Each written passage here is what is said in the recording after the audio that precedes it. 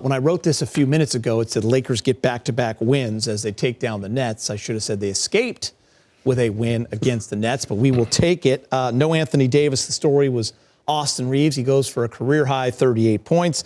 LeBron chips in 29, but big game. He got awfully close down the stretch. The Nets hit 9 threes in the fourth, and D'Lo had a chance to win it, but came up short, and the Lakers will take their second straight victory. Yeah, D'Lo waved off that pick. He had a pick coming up, but he waved it off for a little ISO. But, yeah, I mean, you know, we talked about these type of games before the game. I mean, you know, AD out, Brooklyn coming off a horrible loss. They're without, you know, Cam Johnson, some players. It's going to be a scrappy game, and then that's what it was. I mean, without AD, the Lakers lacking some rebounding power. They did get out rebound, but you know, they executed enough with Reaves and LeBron, and they were scrappy enough to pull off a win. It wasn't pretty, but down the stretch they held on. Yeah, and it's always interesting, like when you see teams' records, the assumption is that if they haven't won a lot of games, they get blown out every night.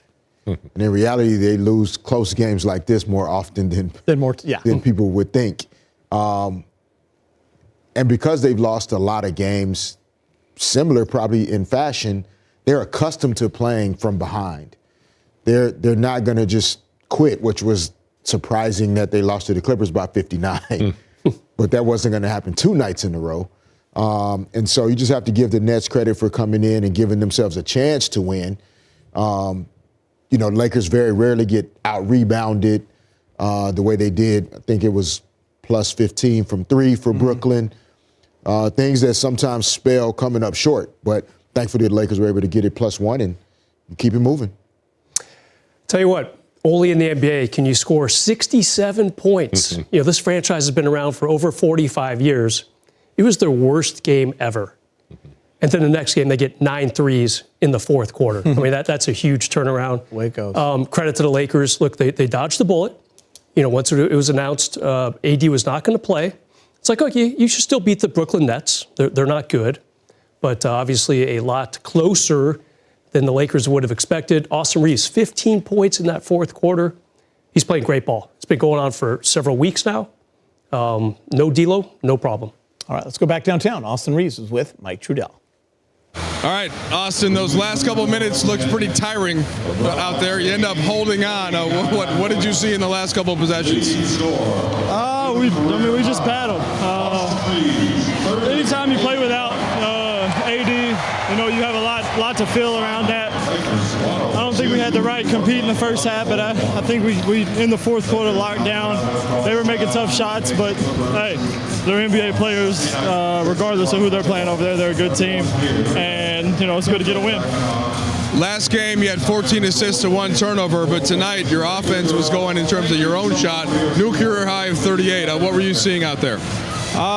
Teammates getting me open, the ball going through the net. It's basketball. I love this game. Hadn't been shooting it great. It's my lowest percentage shooting year I've had so far in the league, and you know, I'm not gonna say it's bothering me because I feel like I've still been playing well, but I'm used to being efficient, playing the game the right way. Tonight, a lot of shots fell until the last minute. I think I was 0 for 3 in the last minute. That's not acceptable. Got to make those. But like I said, a win's a win. All right, so we talked about the scoring. One of the assists that you had, the alley-oop for LeBron. When you see him out of the corner of your eye streaking, what is that moment like when you know you're going to throw the alley-oop? Well, I've seen some people trolling online after last game, the first lob I tried to throw him. They said he's 40, and I forgot that. So y'all enjoy that one. He's 40, he can go get it still, so I'm going to continue to throw it up. I don't even know if it was that good of a pass. He went and got it, dunked it, as usual. I suppose you do have a little bit of room for error, though, even at age 40. You can throw it at I don't know, an 8-foot radius, and he's going to catch it? Anybody in the world, I don't know him, yes. So luckily he's on our team. All right, Austin, we appreciate it, man. Appreciate y'all. That is Austin Reaves walking off after talking to Mike Trudell and going for a career-high 38 points on 13 of 23. He was 4 of 8 from 3 and 8 for 8 from the free throw line. He had a couple of steals. He was a little upset with himself that he missed a couple of those easy ones down the stretch. within 8 feet, 5 feet. Came up a little bit short. He was absolutely gassed. And he's close to getting that 40 mark for the first time ever, big game. But great job by Austin. As Brez said, 15 in the fourth. He was huge.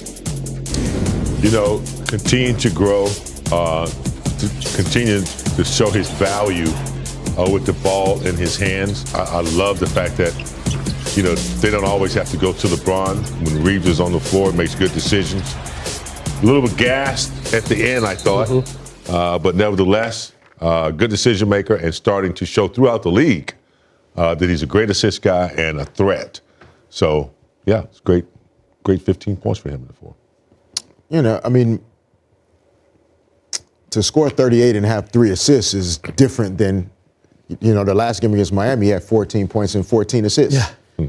And so we talked about in the pregame, like Austin's willingness to just take what the game brings that night, right? So if it's a night where he scores 18 and has 10 assists and they win, he's fine. And on a night like tonight, the ball goes in, he gets 23 field goal attempts, which is not usual for him. But with his efficiency, if he gets 23 shot attempts, most likely he's going to score a lot. And then LeBron with 8 assists kind of carried more of that, at least assist playmaking role. But just doing whatever it takes to win. And that's what the guys are mostly about. Yeah, and that's a career high 23 attempts, so good job bringing that up. Also, Brez, he got to the free throw line, which he mentioned to Mike Trudell, and he was 8 for 8 from the line. Yeah, 23 shots. No wonder he's tired at the end. What I liked about his interview with Trudell, he said, look, I missed 3 in the final minute. That's unacceptable. And knowing Austin like I do, like we all do, he's not going to sleep 100% well tonight because of that last minute.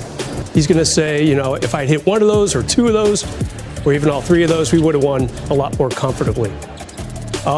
Look, Cade Cunningham is going to win Most Improved Player of the Year, no doubt about it. Tyler Hero probably going to finish second. But Austin Reaves, I mean, I don't know if he's top 5 most improved, but I really like the versatility that you pointed out. 14 assists last game, 38 points today. You got to like that, period, Keith. That's impressive versatility by Austin.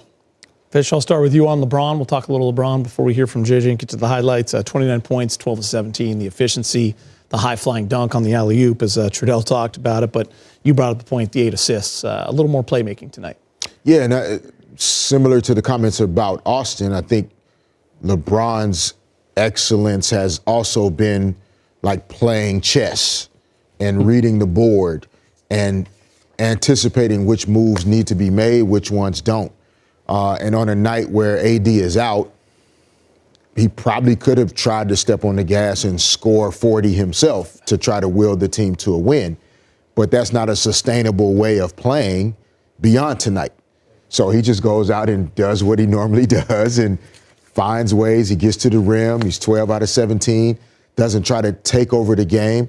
And think about it. You've scored more points than anybody in the history of NBA basketball, but you leave room for Austin Reaves to go out and get a career high without Anthony Davis on the floor. And so, again, it just speaks to his willingness to be a teammate, a great one, while also being one of the greatest. Yeah, and still scoring 10 in the fourth to make sure you get the win. And, you know, I saw him several times making the extra pass where he had a shot. So, I mean, he understands it's, you know, they're right before the All-Star break. Despite, you know, being at home, he's still trying to look forward to the future and make sure that this team has the type of chemistry that they need going into the break. So LeBron is a master. He's a businessman on the court. So it's always looking to improve others. And tonight was a prime example of that. Guys, remember that stretch about a month ago where LeBron had a couple weird weeks, wasn't really scoring too well. Then he took about a week and a half off. His foot was hurting, so he took a little time away. I mean, that feels like 6 years ago already. I mean, the way he's playing tonight, pretty good example. You know, he had to carry the burden. He and Austin Reaves had to do it because with no AD, someone's got to get this team across the finish line against a Brooklyn team that's not good.